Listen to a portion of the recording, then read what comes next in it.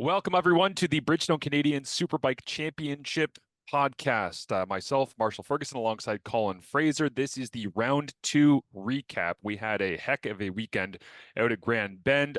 Congratulations to everybody who went, competed. I put out something on social basically saying how much fun the event was, how competitive so many of the different classes were, not just sport bike and superbike. And it certainly felt, Colin, like one of those super memorable weekends that I don't want to say come out of nowhere because we said going into this round that there was going to be lots of fun things to talk about.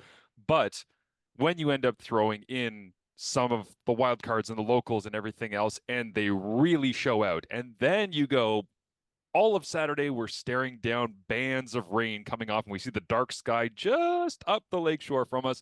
And on Sunday, the rain said, "Yeah, I'm not doing that thing that I did on Saturday, where I let you guys just get the racing in, and then it starts to pour." We had a little bit of everything this weekend. What was your overall takeaway from Grand Bend in round two? I had, excuse me, I had high expectations for how things were going to go there in terms of being entertaining and unpredictable. It often has been. One of the mo most interesting races we ever have had was the very first race we had at Grand Bend. Um, and the problem is the more races you have and the more you hope that it's going to be entertaining, the law of averages is they're not always great races. But those were, I think, pretty much all really entertaining, interesting races. And in the end, what we're trying to do is present entertainment. And in my opinion, the unpredictable. No offense to the Jordans Oaks and Ben Youngs of the world, the unpredictable is really fun. And for the fans to not, unless you've got one guy you're locked in on, it's really interesting to see a variety of things. And it's funny. I joke with the video staff that we stand in the rain and are wet and miserable, but the person sitting on their couch at home isn't worried about that. And I got home and I was tired. I had some friends staying with me, and we thought, oh, let's watch the F1 highlights. And as soon as the show, the half hour repackage started, and you can see it's raining, I sit down on the couch like, okay, this is going to be great, right? And I immediately prove the point that wet races are just almost always great entertainment. We will get to this in a second as well, talking specifically about obviously the winners and losers of the weekend and moments of the weekend and all this good stuff. But it's the exact same thing that you're talking about. I was basically sitting there, the rain comes just as hard as it possibly can on Sunday, right before the GP Bikes Pro Superbike feature class went out. And so they pull everybody back in and they got to go deal with tires and the bikes and everything else. And we get the starting procedure, which is, okay, we're going to go out for 5, come back in, and then get ourselves set and go out and see what we can do here with this race. And somebody said to me, man, this feels kind of chaotic. I go, yeah, rain really mixes things up. And I go, and by the way, you know who really likes the rain? And they're like, no. And I go, Trevor Daly. Trevor Daly's a big fan of rain because he's really not afraid to ride pretty much the same way that he was. We'll get to him in the success that he had on Sunday in a second. But I want to ask you this because you mentioned, high expectations in Grand Bend. What do you think it is about Grand Bend Motorplex that actually makes for great racing? Because I was thinking about this actually as I was riding home from the event where, you're contemplating different things and about the way that the weekend went because like we know that Mosport CTMP has these crazy over the top of the hills and down through the valleys and the camber and everything else. What is it about Grand Bend? Because the place is primarily, I mean, I love walking the track with my dog each of the mornings that I'm there on site. And this place I've walked a variety of different times over the last 2 years being around CSBK. And it's just so interesting to me that it has certain parts of the track that just seem to generate these incredible moments, I guess, like even down into one, whether it's the short shoot between the final corner on the start straight. I mean, what is it to you that you think really created some of this exciting entertainment for people that were in person? Well, we don't have a lot of very fast flowing tracks as much as everybody really enjoys riding on those kinds of tracks and looks forward to them. Even most ports, you're barely into sixth gear on a super bike. So I think that the stop and go nature of the track, most of our riders are strong in that area. And I also think it's a place where, and we're primarily talking about the two feature pro classes, where a disciplined rider, and most of our top guys are pretty structured in what they do. where the pass is to exploit the small mistake that was just made in front of you. And because we have shorter straights and tighter turns, and the pass is basically a get underneath the guy on the brakes, right? To take away the line. In motocross, you might call it a dive bomb. Optimistically, most of the time it isn't played out to that aggressive a level, but we saw some of that too.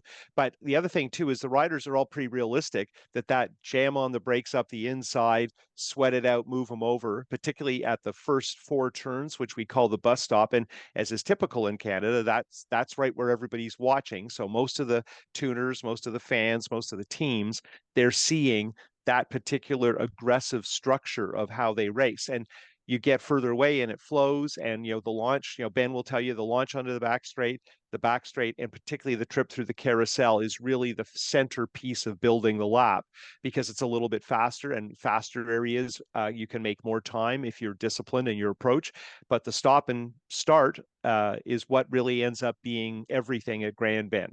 The launch out of that corner on the backside down the back straight, being able to see that, whether it's from the grandstand or, if your eyes are good enough, just seeing it from standing at, field level, at track level, is pretty amazing. And I think part of this that, again, I was thinking about that really was accentuated by the rain on Sunday in the superbike races and those that followed after the rain started to come down, is the fact that you can see people under braking at the end of that incredibly fast back straight, but then they go in behind that tree line, right? So it's almost like the mystery of it adds to the entertainment of, you could see Trevor Daly, Ben Young, Sam Garand, Jordan Zook flying down the back street. Oh man, he got a good jump coming out of that corner.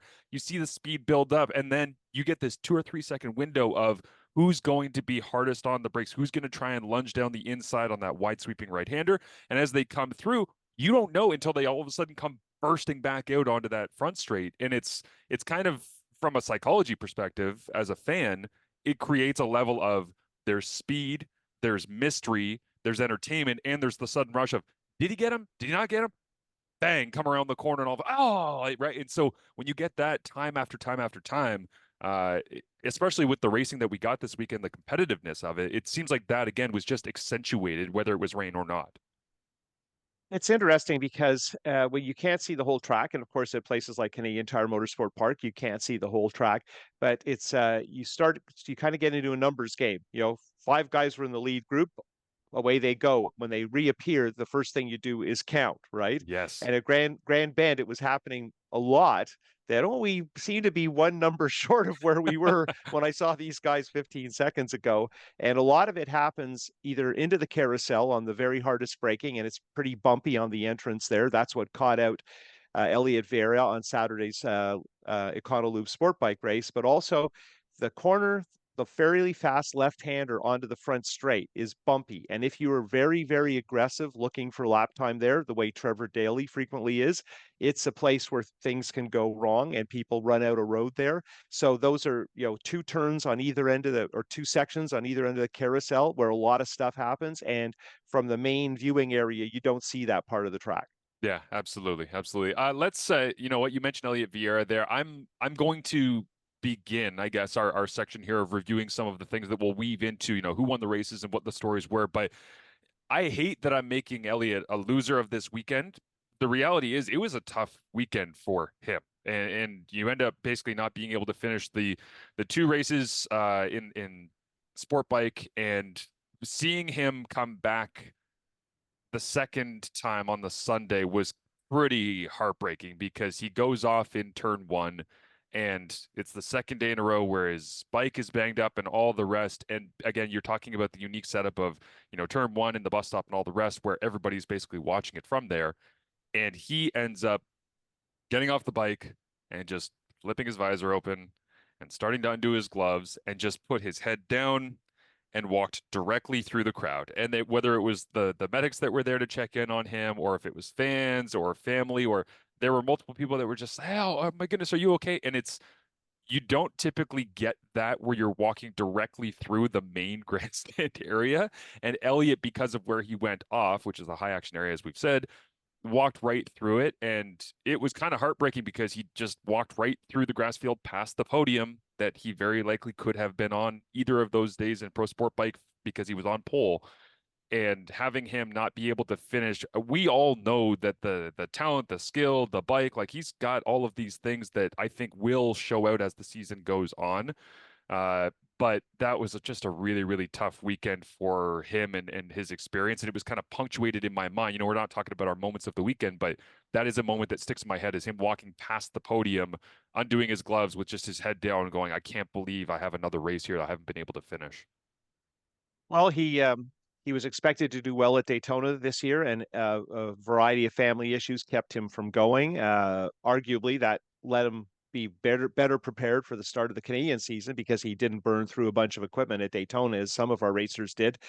But he was looking forward to battling Tremblay for the excuse me, for the championship, for the title in the middleweight division, and that was realistic. And in terms of pace, that's definitely what we're expecting. But the downside to this is we're barely, we're 4 races into the season, and Tremblay's in a solid lead, and Tremblay doesn't make a lot of mistakes. So for Vieira, I think now it's a rear guard action. It's looking for wins all the time, and I think that's a very strong possibility because Tremblay is not going to stick his neck way out going at it with Vieira. And it's interesting because the two of them have both marched forward in terms of their program. And we focus more on Tremblay because particularly at the first race at Shannonville, the battle with Ben Young and the high mark, the grade at which they were performing. But I think Vieira's had a good year. And I had a conversation Sunday morning with Tremblay, and we were both saying, Vieira had to try, right? He had to be in Yeah. there with 2 laps to go, and it's frustrating. And it was a little bit harder on Sunday because he wasn't racing for the lead when that incident occurred. But the issue isn't that Elliot Vieira isn't a good racer, can't ride a super bike, and also he's one of the more flamboyant and exciting guys. He's fun to watch, and he's on a Ducati, so he's carrying that flag too. So hopefully we go to Edmonton very soon, and he's never been there before, but most of the guys haven't. I think the track suits the Ducati. We'll see. The other part of this, I guess, Colin, is that anytime that you have somebody who slides down the running order, whether because of performance or crashing out, you're going to have other people who will jump up in. And obviously, again, Trevor Daly goes on and does the Sunday double, which is very impressive. But Zoltan Frast being able to climb up and throw himself into the fray. What were your takeaways from his performance, I guess, really on Sunday, but also the weekend as a whole? Well, it's another step. We're watching a number of the younger racers in sport bike, the middleweight division, to see. And, he isn't a rookie pro, and we've talked a lot about those guys. And, for instance, Sear had another big step weekend, and he's the one that the focus is on because he's from a family of racing and he's coming in with 2 amateur titles. But Frost is continuing to build. You got guys like Playford who are marching forward, but maybe not as aggressively. And the problem is there's so many people making steps in that division that you have to ride so well and move so far race to race, day to day, to stay on the radar. And Frost got 2 podiums. Yeah, there was a little bit of attrition, but at Shannonville, John Lang benefited a little bit from attrition. And I think everybody thinks highly of Lang. They think he's a solid guy who's building a career. When he qualifies ninth, that's where he was in sport bike. That shows you how strong that field is. And also a fascinating battle that Frost is a big part of now to be the top of the old school bikes, right? The Kawasaki inline 636 Ninja, old type first gen rule bikes, because the belief is those bikes are still competitive, but the second gen bikes, the GSXR 750s, the Ducati and whatnot, are certainly having their time in the sun. Everybody was so scared of what was going to happen last year, but this year it's happening. There's enough time on those bikes, and Tremblay in particular has pushed the agenda. When you were talking about being able to have, Frast and Sear and what they've been doing against each other, they had a heck of a battle, right? Like we were looking up at the front, it's Trevor Daly, I believe, was up there with Vieira for a while and Tremblay, and then sitting in that 4-5 spot for a while. It was Frast alongside Sear, right? And that to me was super, super interesting. Yeah, and Sear literally seems to be getting better every time we see him. There were some changes there. They had the engine they meant to start the season with, so a little bit more power. But I don't think that's key to the effort. I think his riding is just improving and his confidence is high. Now, the interesting thing about Sear is they are definitely trying to bolster their program. They're phoning and they're doing anything they can to meet people. Do you have a bike? What can we do? He's ridden a Ducati recently. He's ridden a ZX10R X Zoke Kawasaki Yeah. Ninja, and they're they're looking around and they're going to keep at it, and they're going to find opportunities because of the way they are choosing to handle this this step in his career. And he's still a teenager, and if they keep going the way they're going, he's going to win a race soon. Speaking of winning, do you have a winner from the weekend that you would like to point out? Well, it's easy, but it's Daly because he's not committed to running the full season. He's busy with a lot of different things. Completely lost in the shuffle of the Trevor Daly story is the fact that the end of last season he was injured, right? It and severely injured. And Yeah. I talked to him briefly at the end of the day Friday, and he said he crashed in sport bike qualifying, and he was amongst the pace setters, and definitely in qualifying was pushing hard. And he fell on his right side, and that's the side that he hurt at Shubenacadie. So he said he was happy that in his mind that's not as big an obstacle. But for Daly to do as he yelled on the podium, the Daily Double, right? And it was pretty funny. And have that kind of an effort in those circumstances, and that rain win was a superb effort, and he made some good decisions at the time he needed to. The sport bike win was a little messier, but it was still very exciting. And selfishly, those races are going to be good television, and that's always nice. And it's funny, we're going to Edmonton. I'm pretty sure Daly doesn't plan to go, but he was at Edmonton before and did well. And Tremblay's been to Edmonton, Zoke's been to Edmonton, and after that, pretty much new for everybody. Yeah, absolutely. First to sixth to first, and still being able to be Colin's winner of the weekend is pretty amazing to see that come to fruition. But one of my other losers of the weekend that I should point out as well here from the overall experience is just going to be Spiders. Because when Daly said that coming in after the Superbike victory and doing the double, that he was stepping on Spiders all week, and I spoke to him back in the middle of the week last week, and he basically was saying, "Yeah, weather looks like it's taking a turn for the worse." And I went, "Oh, really? I haven't seen it." He's like, "Yeah, love it." Like he was, it seemed like he was kind of hoping to have a little bit of that chaotic, and so when that wall of rain came out of nowhere, he must have been the happiest person on the entire grid to be running back to his pit and trying to figure out what he was going to do in terms of, coming out for that 5 minute warm up and all the rest. But then in that warm up 5 minute section, didn't he have a moment as well? I believe, like where he was wobbling around or end of the front straight or Oh no, he had a couple of adventures, but he got more time in that 5 minutes. I think he was ready and going harder, faster. So yeah, he yeah, was mentally prepared. It's also interesting, the spread in the dry when Garand won on Saturday between the best lap times was, you know, 3 or 4 100ths between the three of them. And in the rain, it was about 10 seconds slower. I'm just looking here. Daly did a 112.9 in the rain. So he was the only guy in the 12s, but Young and Garand were in the very low 13s, and the pole was a mid '02. So not that big a drop off given how hard it rained. And it shows that those Bridgestone rain tires are strong. We knew that, but also that they hang in really well. And they did the warm up and the race. And I was looking at the tires after the race, and I would say Daly's tires were a little more used up. That's not a complete surprise because he rode pretty aggressively and needed to ride aggressively a couple of times. But yeah, I mean the consistency and the tightness at the front is pleasing. It's not good if you want to try and pull back into a battle, but Trevor accomplished that. yeah, absolutely. The other, I guess, winner in all of this in the big picture, when we're talking about the end of a round here, as we're completed two of them, is the idea of being able to have essentially Ben Young notice, okay, Trevor's going, but if Trevor's not running the full schedule here of all of the rounds, Ben's like, I gotta go do everything and anything I possibly can in order to essentially lead the people that are going to be in the championship hunt in this spot. And you could see that urgency in Ben in the rain race on Sunday, whether it be Garand or otherwise, where his lap times just started to pick up and pick up until he got into that two spot. And then he was like, okay, I'm in a good spot here. I can ride this out and be smart. It's not that he wasn't trying to track down Trevor and go and get the victory, because as we know, Ben is not afraid. We saw this in the final round of Shannonville last year to throw his head in to any spot in order to, whether it be send a message or just punctuate his efforts. But I feel like the championship wise, I would say, approach of Ben Young and being a veteran guy who understands the bigger picture, that to me was kind of one of those subtones of Sunday throughout all the craziness of the rain. Well, it's an interesting thing with Ben Young. I still hold him up as an example of what the potential speed is, that he's most likely to yield a pace that's accurate, and he's been in sport bike this year, so he can do it in both classes.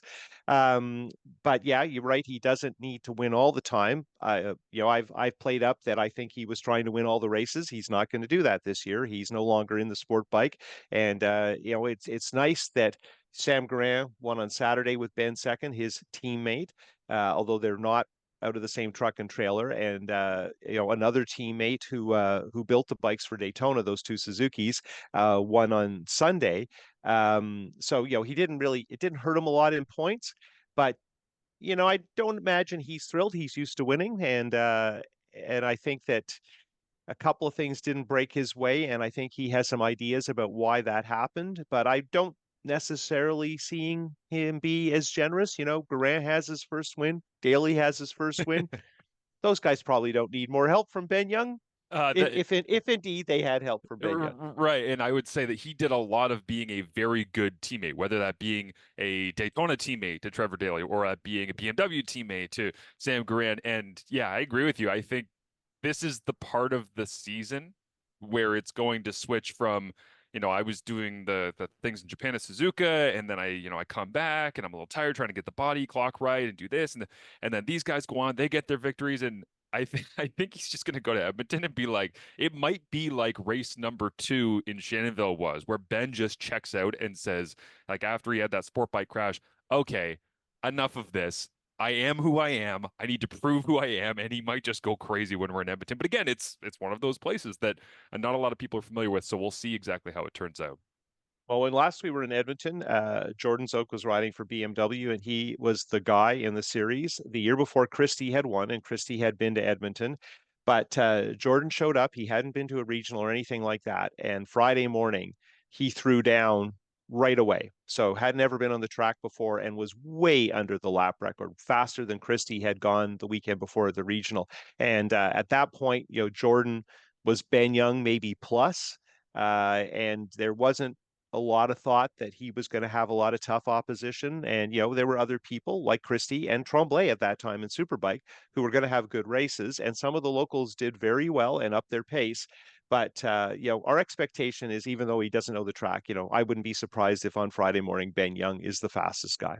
Yeah, absolutely. Let's get into our moments of the weekend. What jumps out to you as something that you will take away when we're looking back 5 years from now about a moment of round 2 in Grand Bend? Well, we discuss always about the locals, and we have touted them in various ways, particularly Steven Nickerson, who's had some mechanical issues and some health problems, and sometimes hasn't ridden or doesn't go to all the races, and at one point had a lot of Honda support. And this was a big weekend for Nickerson in terms of proving his ultimate pace. And I think that they should be pleased with how that went, but nonetheless, crashing very late in a race you were going to win. And we're all making such a big deal about Samuel Garant, and rightly so. But if Nickerson had won, that would have really been something. And also interesting because of the Honda situation at Grand Bend, because arguably the strongest product currently, when we take Trevor Dion out of the story from Grand Bend, is David McKay. And David McKay is the official Honda guy, but we have 3 very well supported dealer support Hondas competing at Grand Bend, all in the top 10. Chris Pletch looking really good too. McKay didn't have the weekend he was looking for, but he had some good pace. So yeah, good for Honda, but we're back to regular service. We expect the Honda we're going to be paying attention to when we go to the next round is David McKay, and they're marching forward. They haven't had too many problems. His confidence is rising, and I have this notion that he's getting more and more comfortable thinking he belongs up with those top 4 or 5 guys, that's a place where we can run. And we did see him run in the dry briefly in that position, right with Jordan Zoke. So that'll be interesting. Yeah, I spoke to David at the end of Sunday as everyone was packing up and getting ready to get out, and he was, I think, disappointed in his weekend, but very much like Shannonville, he's very hard on himself. Like he has set a standard already out of the box that I think I appreciate. But again, from a sports psychology perspective, it's like, man, he beats himself up because he wants to be up there. Like he wants to be running with Ben and Sam and Jordan and consistently. And I think because he set that standard for himself, it will happen sooner rather than later. He is going out to Edmonton, so I'm excited to see what that's going to look like when he gets out there and how he lines up, as we say, with Ben, who's probably going to set the fastest time very, very quickly once he's there. You actually touched on what is my moment of the weekend, which is the locals. And when Nickerson crashes out, who did he get a ride back with? It was Chris Pletch. To me, that was in a place that had so much home support, and the local fans were fantastic. And Southwest Marine and Powersport being able to have the kickoff event on Thursday evening, and there was just this great kind of local vibe to it where you're walking down the paddock and it's like, well, I haven't seen that person before. This person, you start talking to some of the locals. They go, man, Pletch laid down a 102 back at the regionals here last week. And everyone was kind of buzzing about all of this. And then to see Steven Nickerson go ahead and really, really challenge like that Superbike race one battle between Nickerson being fastest, kind of weaving his way towards the back half of the track where I know you were watching from, correct? Is that back corner. And then you would see Ben launch and head down the back straight. And any time that Nickerson was able to even keep it relatively close, every single eyeball on the front straight was looking at who was going to break first going down there. That it was incredible theater, but Nickerson ends up crashing out. And to tie this kind of all together, it's the idea that, okay, who's he get a ride back with? Another local guy, another Honda. And I thought that was, when they came back in, it was extremely memorable for me, not just because it was the storylines of those guys, but the crowd genuinely reacted. Like it was a pretty awesome crowd for that Superbike race one on Saturday. And to see him come in and get basically appreciated for, hey, you didn't win, you didn't even finish, but you entertained the absolute hell out of everybody here because, whether you're a Ben Young fan or not, or a family member of Sam Grant or not, or your eyeballs were on this dude has jammed himself in the mix around them and is going to try to create some chaos here. He did so well. And again, these guys are so hard on themselves. He probably won't come away from this weekend going, I had a great weekend. This was fantastic because he wanted to finish the job. But man, there were a lot of people in that grandstand that when he came in on the back of Pletch's bike, he was extremely, I would think he would feel some of the gratitude from the crowd because there was a ton of it. Yeah, he's a deep thinker, and I hope that he did see that there was recognition for his efforts. It would be a shame if he didn't. The dailies of the world engage with the crowd and get the love back, and everybody has their own personality and plays out their own way. And Nickerson is not that Daly isn't technical. Daly is very well versed in how these bikes work, and it's fascinating to talk to him. But Nickerson is a computer-oriented guy and has come a long way in terms of setting that bike up. And that Honda that he rides, nothing else on the track sounds anything like it, and it's quite interesting. He told me at times he actually adjusts the electronics from turn to turn, which seems like a distraction, but good for him. Well, I had another conversation. Speaking of the Honda stuff, I had a conversation with McKay, I think on Saturday, where he was telling me about quali and his predictive lap timer on his dash. He was coming through the kind of the carousel at the end of the back straight, and he said, I looked down and I was actually on pace for pole at one point, like very late in Q2. I said, sorry, you were going through that section and just glanced down and saw that your predictive lap timer actually had you in that spot. He goes, yeah. And then he goes, I came out of the final corner and I looked down and I just didn't do well enough on that final spot, kind of coming out of that bumpy final. But yeah, the idea of anybody adjusting things or even glancing down for more than the slightest bit of information just absolutely blows my mind. Well, and I think a lot of what we know about this, we know from car racing and F1, but those guys are sitting. It's a lot easier. And I mean, in MotoGP, it's extreme because they get messages on their dashboard. And I can tell you, I was around when the first dash timers, which don't provide nearly as much structured information, came along. And half the time, lap to lap, I forgot to look. And then you're trying to remember what was that last good lap I turned. So it's one thing to have access to the data. And we joke like at places like Shubenacadie, where on a superbike, the break point to go into turn one is the start finish line. Yeah. It isn't really until you're on the back straight that you have the time to look at your data, which is half a lap after. So whatever mistakes you made the lap before in the first half of the lap, you can't deal with and correct. So these guys are learning, and I think it's a little bit from video games and stuff like that, but they're learning to work with the data as they go. And at a high level, at a World Superbike or MotoGP level, that's a skill you have to have to succeed.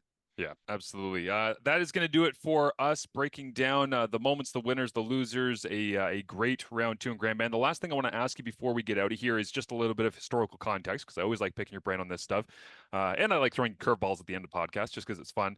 Michael Dunlop, being able to set the all-time TT wins record. You and I had a brief conversation about the Isle of Man TT and some of these you had maybe visions in a previous life of being involved more heavily in something like that, but to be able to essentially take the Dunlop dynasty over there to a completely different level for one of the more famous or infamous events in the world motorcycle racing community. Just wanted to get your thoughts on the fact that, yeah, going past 26 wins seems wild. And I know there's more races now and all that sort of stuff, but that seems like a hell of an accomplishment.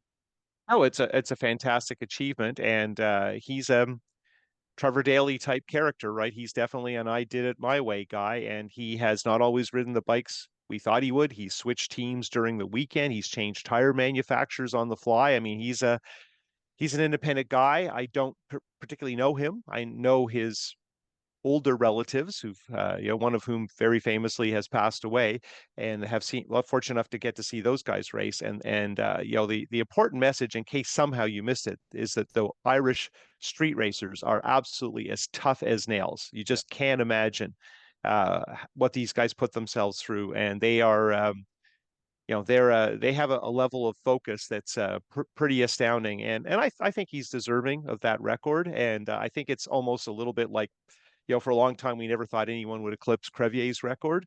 And then Jordan Zoke came along and is miles ahead of where Crevier got to. I don't know how far Dunlop's going to go, and it'll depend on his bike choices and that kind of thing. And he rides there more than most. He rides there at the classic stuff in August, and I think that helps because his shorthand on the track, which is so important for a track that's that difficult and it's so easy to mix up sections of the track.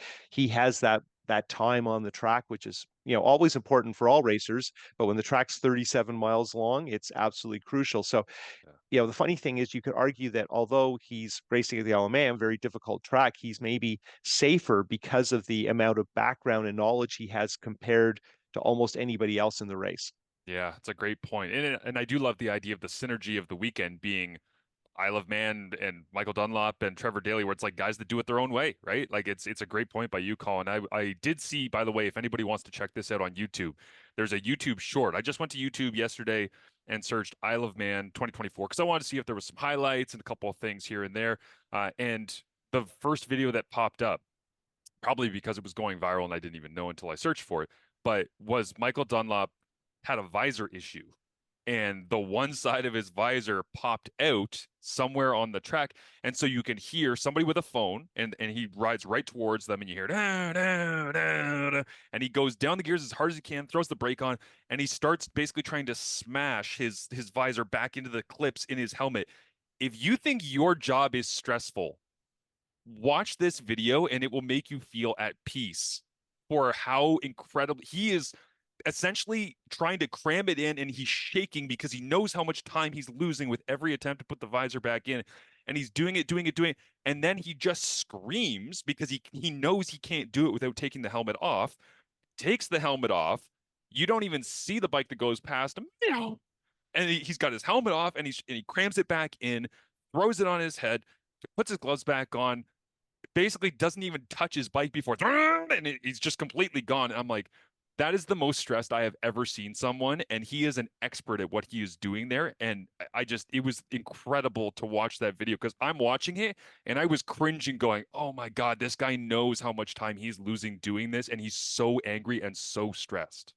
So a little context. The races are long. It's summer at the Isle of Man. It's very buggy. They stop for fuel, and it's a debate what to do. Do you change your visor? Do you change your helmet? Helmet on and off is tricky because the faster the track, the tighter you want your helmet to be. So at the Isle of Man, your helmet is work to get on and get centered and comfortable on your head. And of course, getting your gloves on and off, that's not fast anymore either. And you want them to be comfortable. There's a number of cell phone videos from both sides of the track that cover that incident. Where he stopped is very fast, and the bikes are going by at 180 miles an hour, and so Man. that's just crazy stress. And then the guy I feel sorry for is the guy in the pits who changed that visor because he Oh, didn't get it in right.